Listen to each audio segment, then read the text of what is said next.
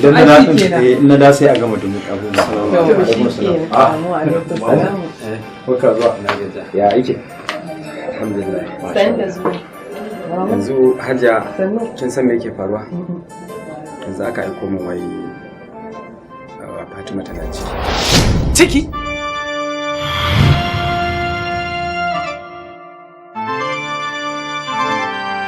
Ciki? Haka dai suka min sabo. Allah ya sauke. Bari zan shiga ne wanka. To na gaji sosai. Fito lafiya.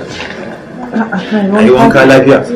Tunda kan ka gaji dole kai wanka. Hajiya kin ji wani sabon al'amari kuma ko? Naji. To yanzu menene abin yi? Abin yi? Ai kawai ta dawo. Shine abin yi. Hajiya ta dawo? Domin idan ta dawo za mu samu damar da za mu yi murƙushe ta daga ita haɗan. Haka ne fa Hajiya. Ba komai. In an san wata ai ba a san wata. Ta dawo. Sai na daɗin ba. Ciki? Ciki? Bari je in sa mai ruwan wanka. To ciki. To a gaskiya Hajiya ni dai ban goyi bayan Fatima ta dawo cikin gidan nan ba. Saboda ba zan iya zama da ita tana munafinta ta ba. To ai Mahmud baka gane manufar dawo da ita gidan nan ba. Abin da nake nufi kaga tarbiyya idan ta haifi dan a can gidansu muguwar tarbiyyar gidansu ita za ta kwasa fa ai ma yaron nan. A can za a shayar da shi ai komai da shi to menene dalilin ko da za a bari gwanda ta dawo nan ta haife shi a nan a gaban mu tana yaye shi shikenan magana ta kare ko kuwa. To shikenan Hajiya. Amma dai gaskiya Hajiya ko ta dawo ni ba zan iya sakin jikina da ita ba. Balle ma har in dauke ta a matsayin matata. Baka ji ba nace maka idan ta zo ta dawo nan gurin tana haihuwa to da ta yaye da shikenan sai ta tafi ta bar mana dan mu. Tana yaye shi gaba za ta yi. Me kuma za ta zauna yi mana a cikin gida. Ko kuwa me ka gani? Zama da masu yaudara ne ko zaman shiga tara. In ko irin haɗin faɗa ne kun ga ku bar ni in cira. Zama da marar To Alhaji Ibrahim. Dama dangane da maganar Mahmud ne. Abin da ya faru tsakanin shi da matar shi. Duk da dai ya riga dai yayi gaban kansa ya yanke hukuncin da bai dace ba tare da ya shawurce ka ba. Shine nace a kirawo kan gaya maka ya kamata ka je a yau bikon yarinyar nan ta dawo ɗakinta ta haihu. Tunda har Allah ya sa da rabo a tsakaninsu. Wato Hajiya, na kula cewa duk abin da yake faruwa a cikin gidan nan, duk kulle-kullen da ake da sanin ki ake yi. Kuma mafiya yawan abubuwa in suka faru ni sai su dinga faruwa a cikin gidan nan amma ni ba na sani. Sai dai kawai in ji a gari. Me yasa haka take faruwa ne? Hakuri dai za ka yi tunda ya riga dai ya faru. To shikenan. Babu damuwa. Zan je in samu mahaifin yarinyar nan. Zan je in same shi da magana ta gaskiya da kuma lalama da nasiha. In Allah ya taimake mu ya yarda. To shikenan bare ma na san zai yarda insha Allah. Amma abinda nake so da ke lalle ne ki ja Mahmud kunne. Ki ja Mahmud kunne da kyau. Ki ja masa kunne da kyau. Ni dai abinda nake so kenan. In Allah ya sa da ku za a ja mai kunne. Har da duk wanda ma ya dace a ja mai. Alhamdulillah Hadiza. Wanda ya wasu sallama yanzu Alhaji Ibrahim ne. Dan uwan mijin wannan yarinyar. To shine yazo ya sallama da ni. Yazo kuma yake ta bada hakuri sun zo bikon wannan yarinya ne akan al'amuran da suka gudana. To alhamdulillah dadin da naji kamar guda biyu ne. Ba Allah nan sai yabo na yake sai girma ne yake kuma na gode wa Allah bai ba yarinya nan laifin komai ba abu ne dai kawai dai kaddara daga Allah kuma dama ni na san cikin yardan Allah hakan za ta iya kasancewa. To abinda nake muradi a nan sai a yi haƙuri a tattara Fatima ta koma ɗakinta ba don komai ba. Shi gidan uba komin matsayinsa a duniya bai kai gidan miji ba to kin ga dai yanzu gashi dai na fara maki bayani, shaida mai kyau ta fito daga wajen biko. To idan kika koma ki tsare haƙƙin iyayen mijinki da mijinki, babu wani abin da za ka yi ka ci riba sai haƙuri da juriya. Gaskiya haka ne. Yawwa. Kuma mai haƙuri baya taɓa taɓewa. Alhamdulillah. Insha Allah zan kasance mai biyayya gare shi. Gaskiya. To Allah ya taimaka, to yanzu abin da za a yi sai ki tashi mu shiga ki je ki tattaro kayan ki sai mu zo mu tafi jiyar kai ki. A'a. Hajiya ai alhamdulillah. A yadda muka rabu da shi suna cikin garin nan da shi da Mahmud gaba daya. Na ga masu idan sun gama su zo su dau matar su tafi. To Allah sanya alheri, Allah ya tabbatar da alheri.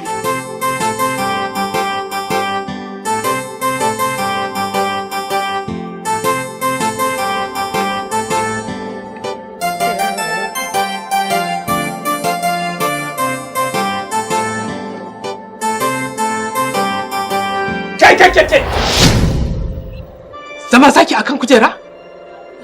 Ina kan kujera, kina kan kujera? Ba shakka. To bari ni in sauka. Sai ke ki hawo ki zauna ko? Ya haƙuri Haji. Ba haka ne.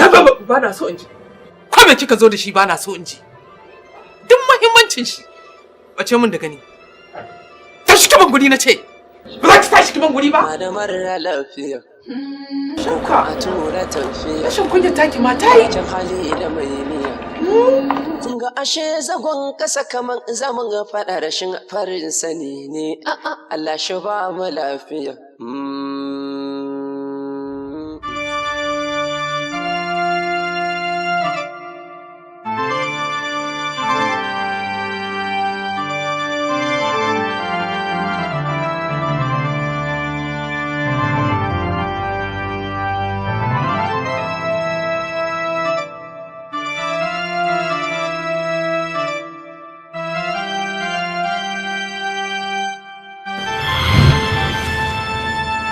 Samun waje kuturu da rawan gada. Kin zo kin wani baje a falo kaman falon ki. To ai ba falon ki bane. Falon mijina ne. Don haka koma falon ki zauna. Soyayya bugun. In wanda samun waje saboda ba a saba ba. Kin zo kin wani kunna rediyo kin kure shi kin cika mutane kunne. Ban yi haka don in damu kowa ba. Kuma anan kika zo kika sami. Kuma ko da zan yi hakan, ai ba zan yi abin da zai bata wa mijina rai ba. Sannu mai miji. To mijin ma bai san kina yi ba. Da ma ya san kina yi da sauki. Domin ya tsane ki, ya tsani jin muryar ki ma. Kuma na kashe. In akwai abin da zaki yi ki zo ki mu. Ba abin da zan iya yi. Ke in banda samun sakewa ma, kin isa ki tsaya ki faɗi in faɗa da ni? Zama da masu yaudara ne Baby. shiga tara. In ko irin haɗin faɗa ne kun ga ku bar ni in cira. Zama da mara lafiya ko ko a tura tafiya. Mai can hali da mai ni. Kin bata wa baby na rai. Kin sa ya fita. Don ba zai iya jura wannan muryar taki ba mara daɗin amo. Baby. Soyayya bugun tara, wata kamar riƙon kara, wata ko ba ta riƙon jira. To idan ana jira kamar ana dara a inda ba karare, Allah shi ba mu lafiya.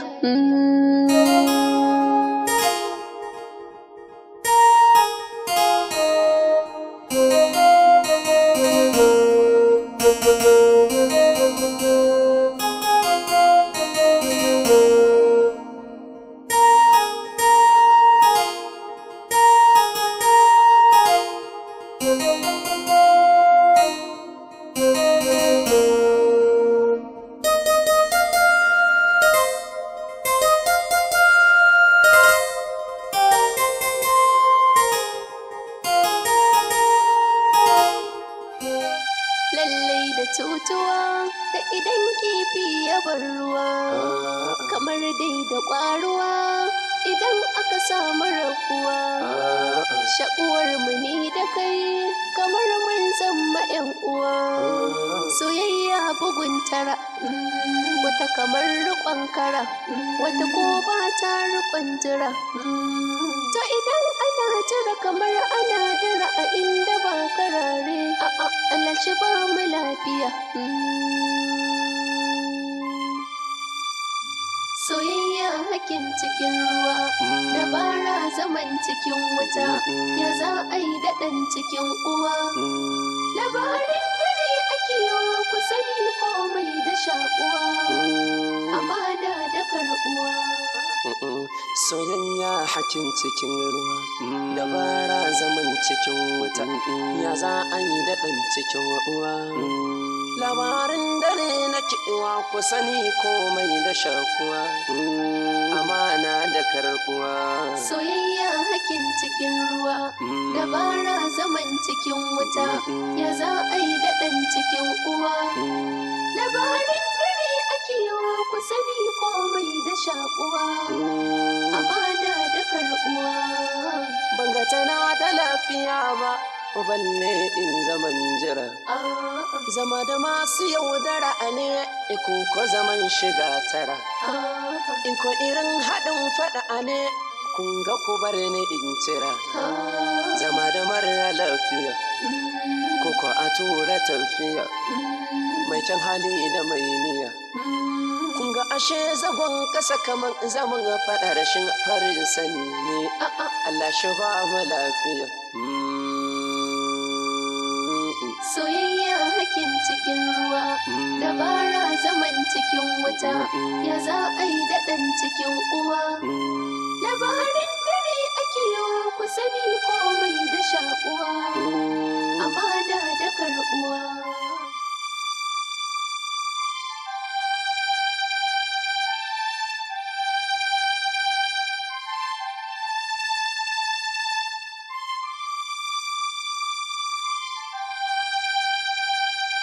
Soyayya hakin cikin ruwa, dabara zaman cikin wuta, ya za a yi daɗin cikin uwa.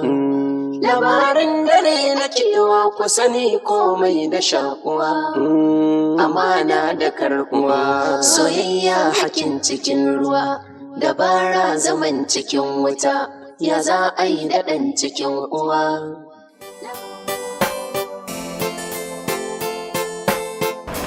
Taska, ka san yau yarinyar nan dawo wata gidan nan wata guda kenan ko?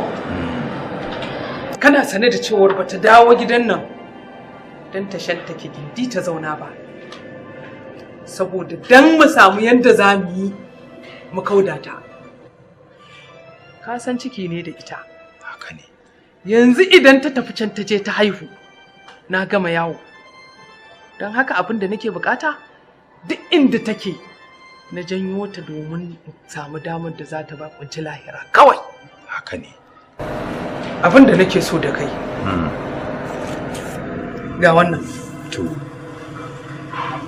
ka je gurin boka ka dudu ka kai mishi ina buƙatar duk abin da ya dace na ta bakunci lahira kar ta kai awa 24.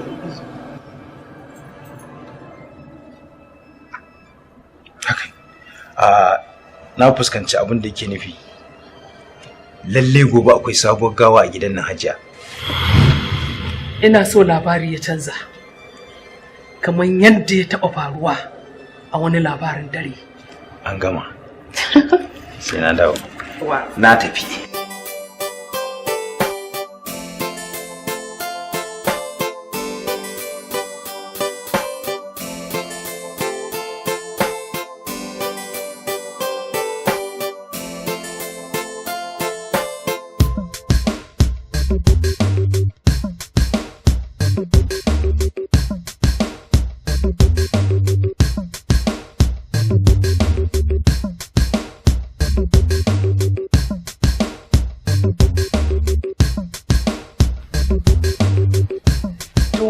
Yarinyar nan kuwa kar dai a ce fa taska wani guri faifai je kai kudin nan fa ba gurin inda na aike shi ba.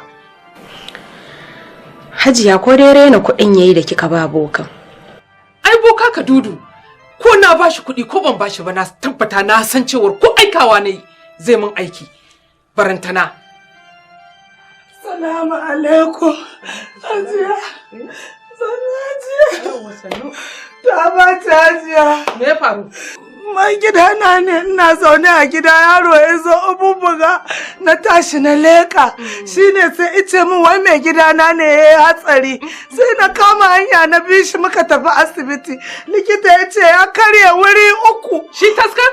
Kuma jinin shi duk ya zube ana buƙatar taimakon jini gashi nawa ba zai yi ba shine na rugo na zo gurin ki taimaka dan Allah. Ba ke kai saurara mu. Saurara ki min shiru na ce miki. Ki koma ki tafi can asibitin.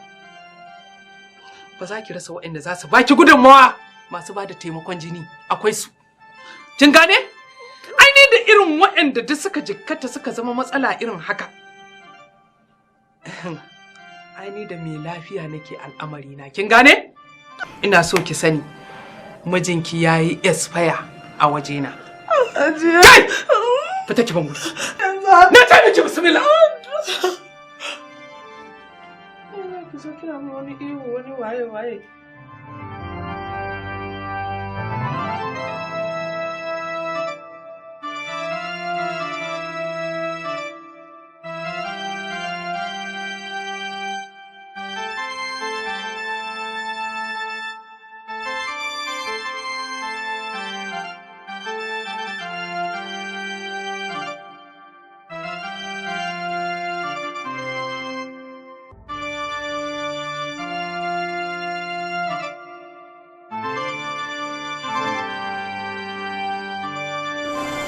Lafiya?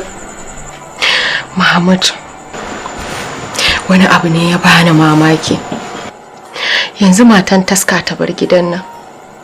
Ta zo akan Hajiya ta taimaka mata da kuɗi za ta sai jini a ƙarawa taska. Dan yayi hatsari duk ya kakkarye. An ce karaya 3 ne ma a jikinsa. Amma Hajiya ta fatattake ta ta kore ta ta ci mata mutunci. Ta ce ba ita ba taska. Wai yayi expire. Ni kuma ina tsoron kar in bata kuɗi. Hajiya ta yi mun faɗa. Duk yanda Hajiya suke da taska a ce yayi hatsari amma ba ta iya taimaka mishi ba. Ni ma shine abin ya ban mamaki. Yanzu ya ke so ai. Muhammad ka taimaka mai. Dan Allah ka je ka taimaka mai a asibitin nan. To a yanzu kin ga dare yayi. Sai mu bar gobe bar abin zuwa gobe. In Allah kai mu insha Allah zan nemi asibitin da suke. Sai a je a neme shi sai a taimaka mishi.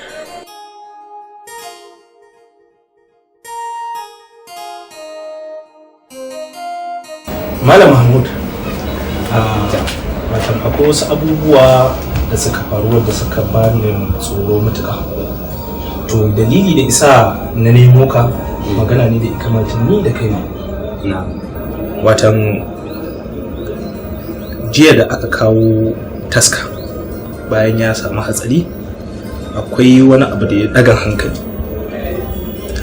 Waɗannan abubuwa shine zantuttuka da ita yi wasu maganganu idan dai maganganun yana nuna da wasu matsaloli da ya shiga koko yana neman gafararka ne abubuwa da yawa.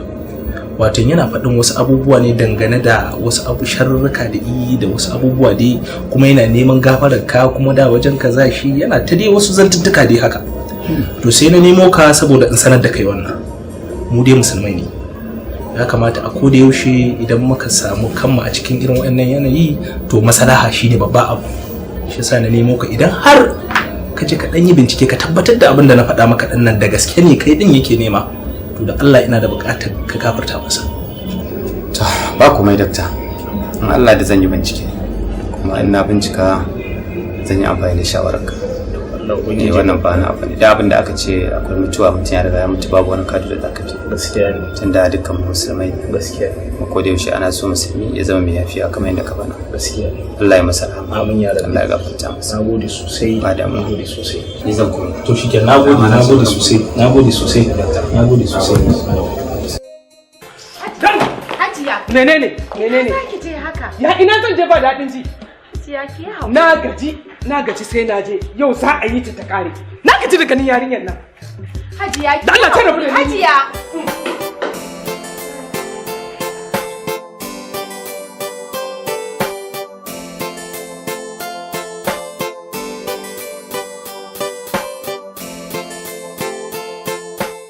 Wannan matsala ce wadda ni da kai ba za mu iya warware ta ba. Ni ina ganin yanzu kawai mu tashi mu je mu samu kawo domin maganar nan ta zama babba. Gaskiya. Assalamu alaikum. Wa alaikum salam.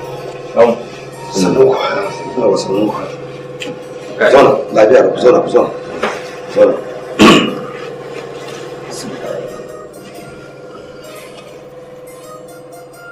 Wato abin da yana taso na zo saboda muhimmancin wannan maganar ba nan jira sai kun same ni ba shi sana taso na zo da kaina. Me yake faruwa?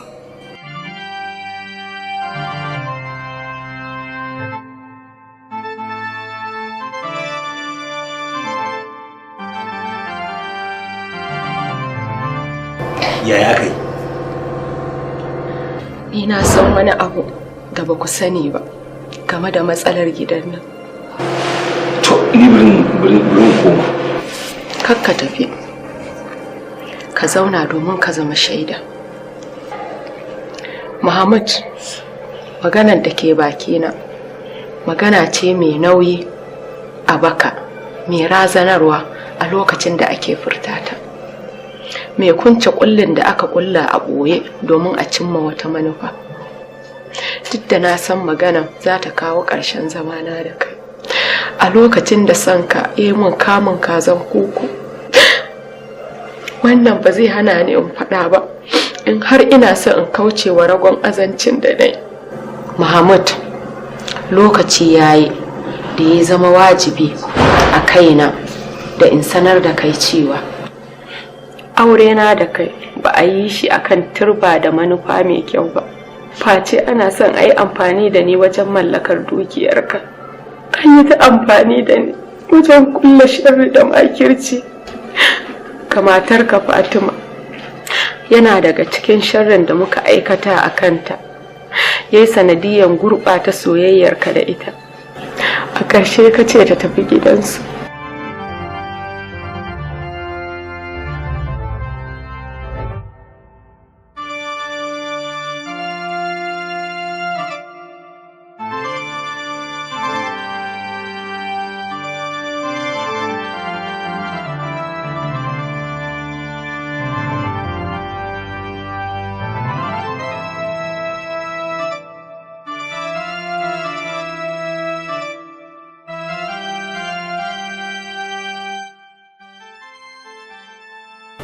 Bayan haka kuma Hajiya ta nemi a dawo da ita saboda labarin da ta samu na juna biyu a tattare da ita, don gudun in har ta bari aka haifi ɗan, tana ganin ɗan ne zai gaji dukiyarka ba ita ba.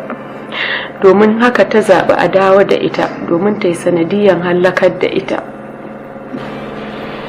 A halin yanzu ma da nake maganan nan ba ta gidan nan, ta fita domin aiwatar da hakan ta hanyar boka. Bayan da ta yi yunkurin farko ba ta samu nasara ba. Bayan haka ina kira gare ku domin ku kawo ɗauki, ku hana tsafin tasiri akan Fatima, domin duk abin da ta shirya za ta aiwatar a yau bisa ga dalilin da na zayyana. Mahmud, kana da zaɓi daga ci gaba da zama da ni akan matsayin matarka ko kuma ka sake ni. Amma ko da ka sake ni ba kai laifi ba, domin ni na jawo wa kaina, amma ina nadaman aikata wa'annan miyagun ayyuka. Kuma kai ma ina roƙonka ka dubi Allah ka yafe ni, kuma ina neman alfarma gare ka da ka sa baki matarka Fatima ta yafe ni.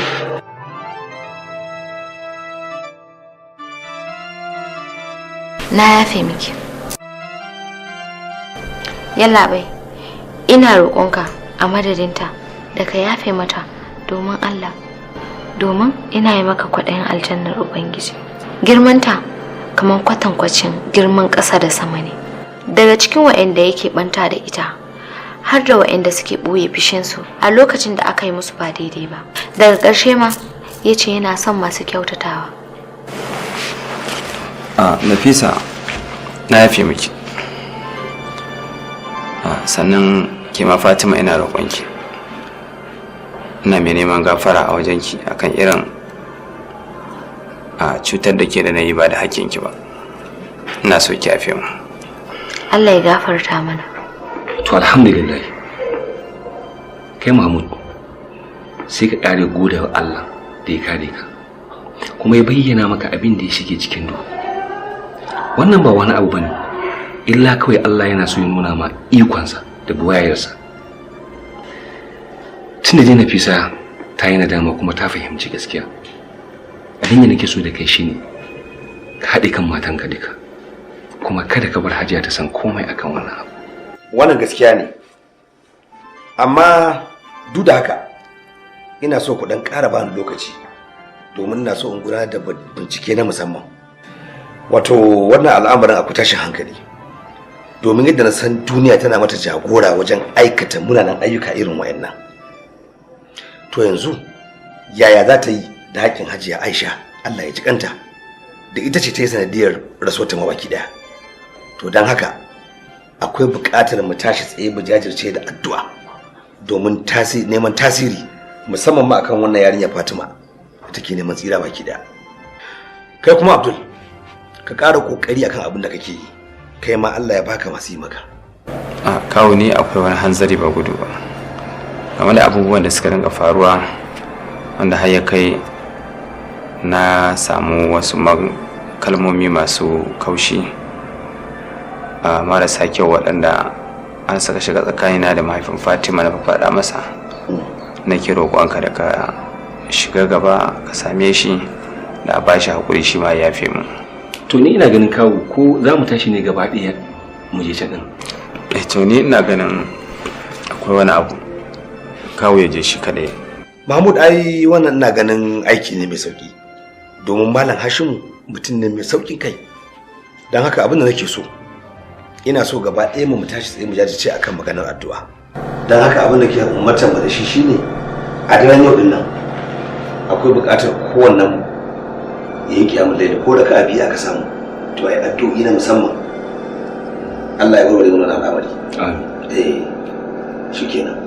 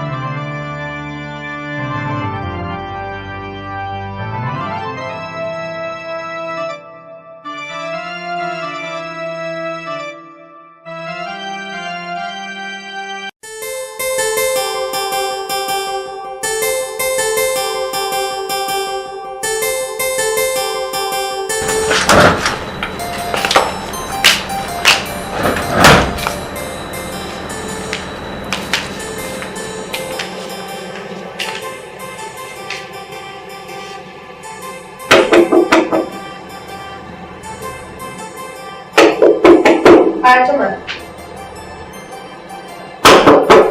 Fatima. Fatima. Menene? Ai ta riga ta mutu. Tun safe na riga na gawarta.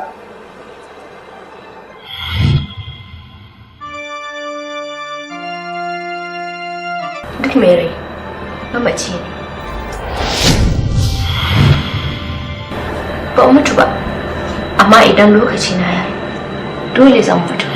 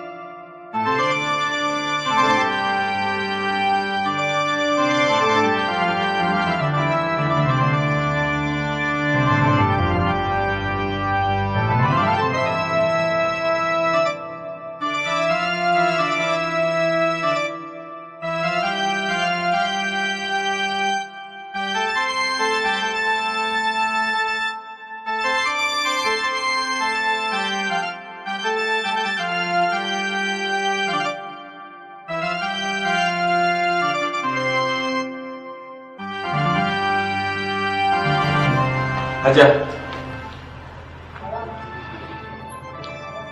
Hajiya lafiya? Eh? Lafiya kalau. Ina gajiya. Na kwana? Lafiya lau. Ina gajiya. Haka lafiya dai wani abu yana damun kyau. Ba komai me ka gani haba. Mahmud, ba komai. Ina sa ka da tsohon daren nan kai kuwa? Dare Hajiya. Karfe 8 fa yanzu. Au, ni har na makara ma ina shan kuɗa. Allah ko shafa da yi Allah ka san abinka da tsufa. Hajiya akwai gajiya a ciki. Kwarai da. Kina jin bacci. To ya kamata ki ci kwanta ki. Gaskiya kam. Ikon Allah. Oh, to kai sauri ka tafi karka yi maganar nan. Oh, ikon Allah. Alhaki kwikwiyo ka tambayi rama wayo. Tare da sa kai ta zo babu matan bayo. Bismillah ya shi ba. Ai na tsaya ina ta sallama na ce to bari. Ai yanzu wannan gida ai ya zama gidan ka. Gaskiya ne fa alhamdulillah. Ya jama'a kuma alhamdulillah. Ya masu gida. Lafiya lau. Lafiya lau. Ya hanya. Alhamdulillah. Jama'a lafiya. Ke Hadiza. Hadiza. Na'am. Kuna ina ne ku zo ga Alai Ibrahim ya zo ku gaisa da shi don Allah. Ai wato al'amarin sai godiya. To alhamdulillah. Alhamdulillah. Kuna ina ni kanku? Ina sauran? Ina jiya. Kuna ina zuwa.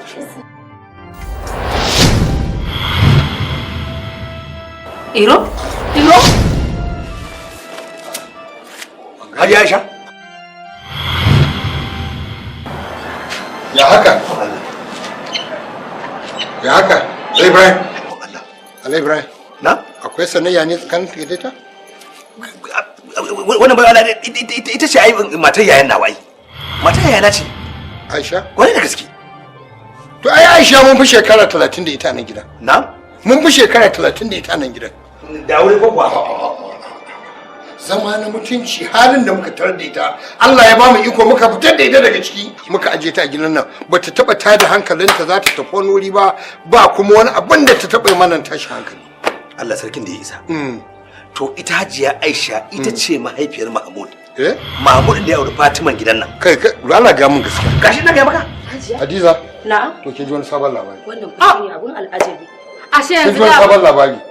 Ashe yanzu dama jini na ne yake aure Fatima. Tun da na zo gidan nan yarinyar nan ta ɗauke ni uwa. Ko me mun take yarinyar nan ba abin da ta ba sai. Saurara tukuna Hajiya Aisha saurara in Allah da kuma ni ne da farin ciki. Wannan abun farin ciki ne ba. Allah ya yi kansa. Kai Mahmud. To alhamdulillah kana tana da kyau. Tsinke a gindin kaba. Mahaifiyarka Hajiya Aisha tana raye ga ta nan gidan su Fatima. Gani mata da ita. kar ka taho ba sai ka taho ba yi zaman ka kar ka taho aka ce kai ba sai ka taho ba gan za mu taho da ita yanzu za mu tafi za mu zo mu haɗu da kai a nan gidan mu haɗu da kai ba mu san wannan haɗaɗan ba ashe muna zaune da ya dace da yarinya ya dace da manya ta ba sai ba ni yanzu ai ba zama zamu yi ba to ta zo mu tafi mu je gidan tukunna shi kansa ai kaga na ga yara ina ne mai rutumu gara mu tafi can din gaba daya ko ba haka ba to shi kenan ko sai din mun da na dawo na dauki kaya ba komai da ya ku ce mana ai ba gidan ku ga gida Allah na tuba ni haji Aisha idan ba zuwa na ba komai hajiya ba komai ai wannan abun farin ciki ne abun farin ai ba ai ba arabu ba ai to ai yanzu an sake hadewa ai an sake hadewa ikon Allah to inna lillahi wa inna ilaihi raji'un wannan rana ce ta farin ciki yau ko bacci ba za su iya yi ba bayan shekara aru Diza kin ga ikon Allah wannan sarkakkiya da wannan haɗin banda Allah wa isa yi waye mutum waye isa yi dalilin auren yarinyar nan sai kuma gashi wannan baiwar Allah ta fita daga kangin da ake nema dama ta fita daga ciki ta koma cikin gatanta to sai mu Allah godiya alhamdulillah mun dauki nauyi ma ka sauke wani abu wannan gaskiya ne alhamdulillah Allah mun gode assalamu alaikum alaikum na kai Nafisa Fatima suna ciki suna ciki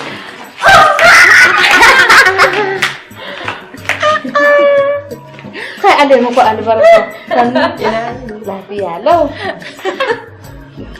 ai na yi mata bayani da mata wannan ce hajiya ita ce mahaifiyata bana sannu kin ga yadda Allah ke yi kunsa ai sai wajen ubangiji ga hajiya Aisha ga hajiya dama kina nan da rai baki mutu ba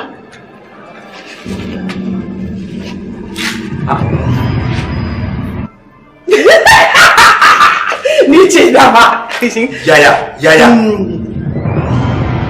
dama na faɗa biki mutu ba ga muku tun wurin mutu ba biki mutu ba ko yau aka haife ki ne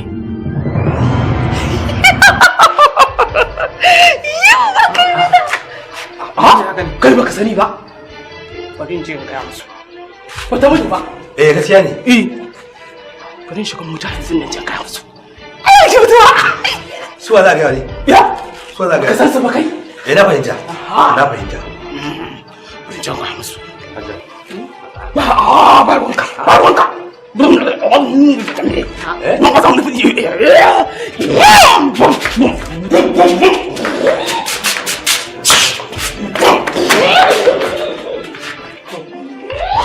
hankali ba hankali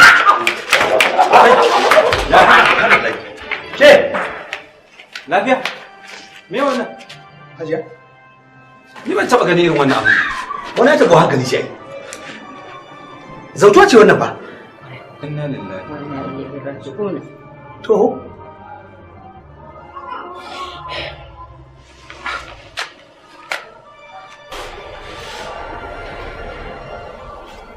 wato abba kaga wannan shi ne ake cewa labarin dare a tambayi kura to baka gani ba ga kura nan ta wuce wannan ita ce kura fa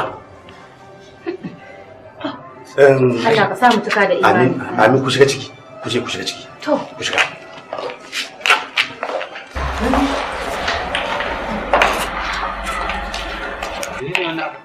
ta ku hankali ce ba kada mu fita mu watan da mu fita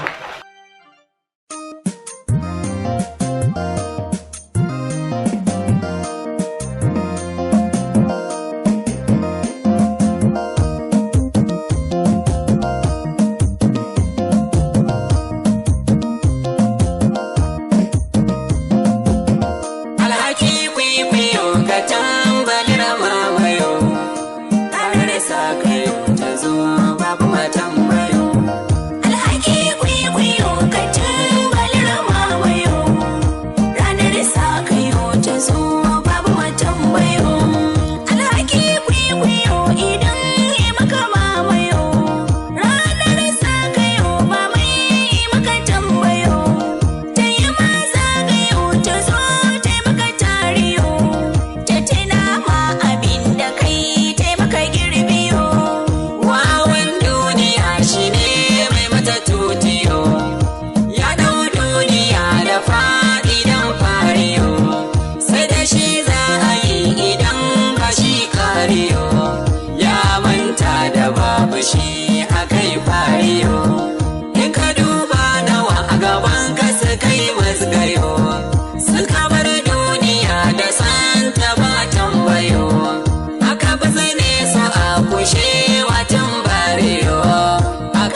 su da halayen su titiyo. Alhaki kwikwiyo ka tumbali mamayo, ranar sa kayo ta zo babu matambayo.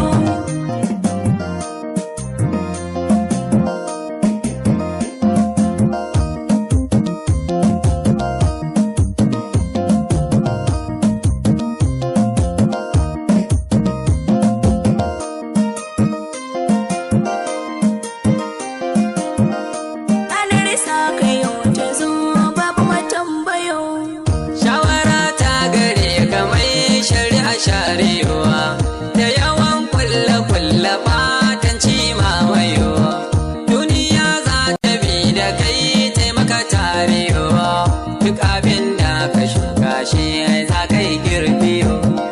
In ka ɗaukai riya ka shuka ran fariyo, za ka ɗaukai riya ka ci